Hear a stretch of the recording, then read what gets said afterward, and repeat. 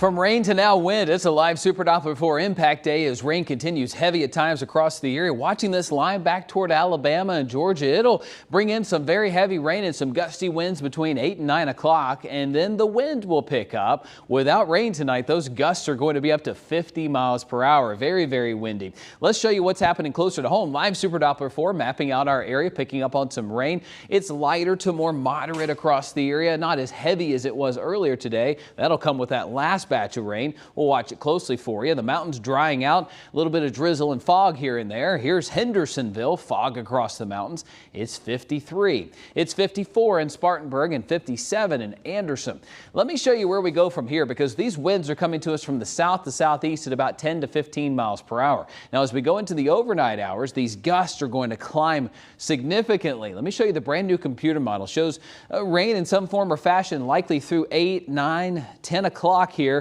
And then we'll begin to clear things out. As we clear out, the wind gets higher because we're closer to the core of this system.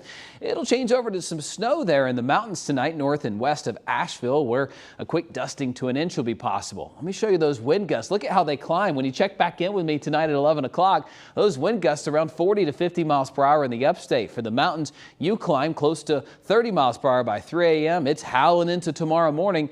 Close to 60 mile per hour wind gusts there in Hendersonville around 7, 8 o'clock in the morning, and it stays really windy through the rest of the day tomorrow. All said, the snow is not very impressive across western North Carolina. We're talking a dusting to about an inch north and west of Asheville, and those gusts are going to stay high all day. We'll wake up to chilly temperatures in the low 40s, but still above where we should be for this time of the year. In the mountains, a colder day in the mid 30s starting out. As we go hour by hour, lots of sunshine tomorrow, finally drying things back out and lots of beautiful sun.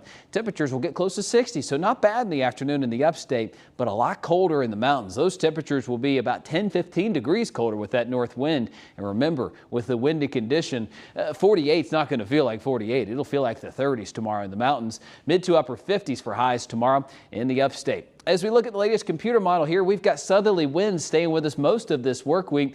That will increase our cloud cover by Friday, but also our temperature. We'll be in the mid 60s by then, with rain chances trying to come our way by the time we get into early Saturday morning. It's one of those situations where if you sleep in maybe 7 or 8 o'clock on Saturday, we're not going to see much rain. Most of this is out of here by mid-morning, and we'll see colder, more clear conditions move our way. So though it's a little bit cooler Saturday and Sunday, next week's outlook, this will be the last week of February. Can you believe that? Where did February go? January took about 7 years, it felt like, and February here is kind of flying along. Well, either way, it looks like temperatures are either going to be at normal or slightly above normal for that last week. So the 4-day looks like this. Sunny conditions and windy tomorrow, 58.